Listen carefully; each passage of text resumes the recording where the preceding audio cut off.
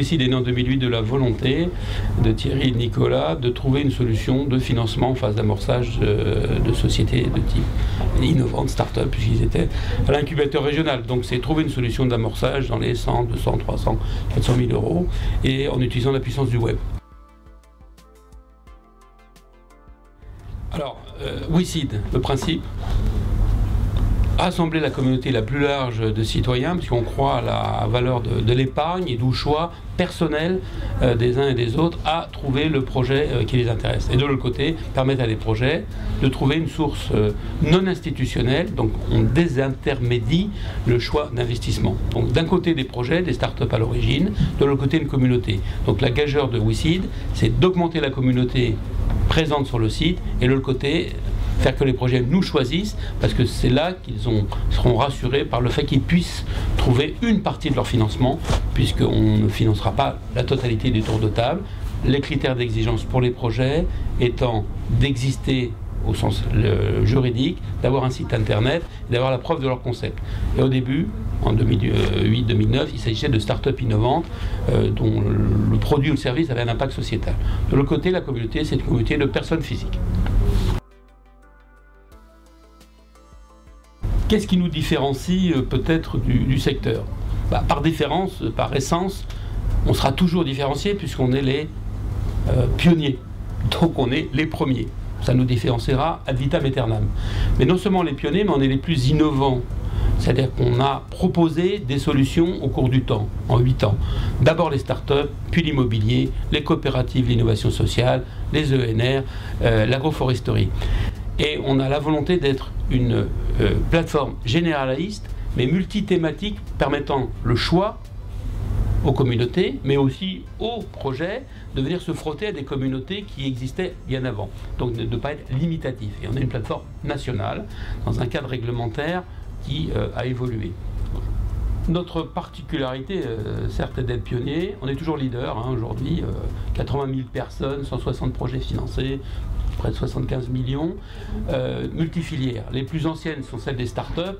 La réglementation a changé, elle est passée d'une autorisation de levée de 500 000 à 1 million, et maintenant on est dans la zone des 5 millions d'euros parce qu'on a fait un choix réglementaire qui nous permet de devenir parmi les banques un outil financier.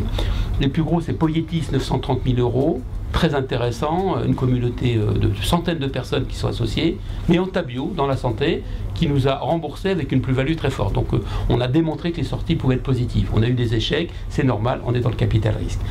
Deuxième filière, l'immobilier. Je ne vais pas les citer, c'est du petit immobilier, mais on fait aussi du logement technique. On a fait, par exemple, le siège social d'EDF à Albi, mais on est en train de faire des bâtiments de rénovation avec des panneaux solaires ou du développement durable. Coopérative innovation sociale, c'est simple, Etikable, une société de commerce équitable installée dans le Gers, qui a levé près de 300 000 euros chez nous, mais aussi Altermobile, qui fait le dernier kilomètre en livraison avec des outils électriques. L'agroforesterie, ce sont des projets où vous participez à la reforestation et donc où on travaille sur le futur et avec le rendement de forêt. Et enfin les énergies renouvelables qu'on a lancées en fin d'année dernière, champs photovoltaïques, champs éoliens, toitures, etc. Donc on vient proposer à des communautés des choix dans la société réelle de types de projets différents et avec des modes de financement différents. Le rêve de WICID, d'être toujours le leader dans 5 ans, dans 10 ans, d'autant plus qu'on s'est armé des moyens capitalistiques. Au début, c'était notre propre petite communauté d'amis. On a levé des fonds pour nous-mêmes sur notre communauté, 1 million en 2013, 1,5 million en 2014. On a fait rentrer un acteur de référence qui est le groupe Crédit Coopératif aussi. Et on est en train de faire un nouveau tour de table d'expansion. On était dans un cadre réglementaire franco-français limitatif qui a été mis en place par une ordonnance décret en 2014. Qui ne nous limitait plus en nombre d'investisseurs par levée. Avant, on était limité à 150 personnes et 49 pour les ISFIR. On n'est plus limité, ce qui a permis l'autre dimension de WICID, qui est de permettre de gérer l'accès populaire à 100 euros. la stat moyenne étant de 2 000 € aujourd'hui, mais on était limité à la France. Donc on est passé dans la cour des banques et des assurances et tout ça pour demander un agrément auprès d'un organe de tutelle qui est l'ACPR, Autorité de contrôle prudentiel et de résolution, alors qu'avant on était sous l'autorité de l'autorité des marchés financiers. Et là maintenant on peut lever jusqu'à 5 millions d'euros, on est passeportable en Europe comme on dit, et on peut utiliser tous les outils financiers intermédiaires dont je n'ai pas parlé jusqu'à présent. Au début, on lançait des appels de fonds pour financer en actions. Alors une action, ça a une valeur d'entrée, une valeur de sortie. Et aujourd'hui, on a différencié, et c'est ça qui nous différencie, dans le leadership et l'innovation. On permet maintenant de financer en obligation, on peut financer en titre participatif les coopératives et en actions. Donc non seulement on a une offre multithématique, mais une offre multi-outils. Et dont le triptyque qui est classique, qui s'appelle risque, liquidité, rendement, est géré à chaque fois en fonction du type d'outil ou de type de projet. Vous doutez que quand vous faites une obligation à 5% à 3 ans ou à 7%, vous avez un horizon connu, un rendement connu, un risque qui existe toujours, mais qui est moins que celui d'une start-up où il n'y a pas encore de liquidité, pas de rendement. Et c'est en ce sens-là qu'on est innovant et qu'on restera toujours les leaders là-dessus et les pionniers, parce qu'on a toujours amené des solutions de ce type pour élargir les champs d'accès. Dans 5 ans, on est le leader européen. Tout simplement, c'est notre objectif. Aujourd'hui, on a des réglementations séparées dans les différents pays, ce qui a permis à 2 Anglais, Seeders et Crocube, d'être très en avance en volume parce qu'ils ont une loi fiscale très avantageuse en 2013. Mais nous, on n'avait pas de loi fiscale, mais par contre, on n'avait même pas le droit de sortir de France. Aujourd'hui, on s'est donné les moyens. Il nous faudra des moyens financiers, de l'inventivité technologique. On travaille beaucoup sur les briques technologiques et autres, mais on a notre track record au même titre que nos collègues anglais. Alors, quelques éléments de structure sur WeSeed. Là, je vous ai parlé de notre genèse, nos filières, nos 2 communautés, donc les projets. Alors les projets, ça c'est une communauté qui arrive, qui hélas repart si elle n'est pas sélectionnée et qui reste et qui devient notre portefeuille. Quant à la communauté, elle est vivante, les WeSeeders, ils structurent effectivement notre capacité de financement. Donc aujourd'hui, on a 2 clients. On a un côté, les WeSeeders, c'est un client, on leur offre des projets à investir et on a des projets auxquels on offre des sources de financement. Aujourd'hui, on a une équipe structurée. Alors, essentiellement, on est dans le monde du web, donc une équipe forte autour de la plateforme, son opération et son développement, front office, back office, comme on dit. Une équipe comme marketing associée, bien évidemment. Il faut alimenter, j'allais dire d'images, mais d'images structurées, intéressantes. Mais il faut surtout analyser via le back office le comportement de la communauté. Une équipe d'opération chez nous qui est le lien qu'on fait entre les investisseurs qui s'intéressent à un projet en financement et la phase de financement. Et puis ça, c'est les socles, les 3 piliers très très forts du fonctionnement, on va dire,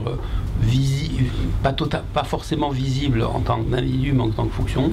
Et on a bien évidemment pour tous les flux de projets, la relation au projet, donc les analyses, la pertinence du projet vis-à-vis de la prise de risque et des documents qu'on met en ligne, analyse, je dirais, classique en amont, financière, juridique et autres. Après, on trouve les fonctions régaliennes bien connues, hein. Il y a de la finance, il y a du RH aussi, et bien sûr une direction générale. Voilà, c'est ce qui fait l'équipe globalement.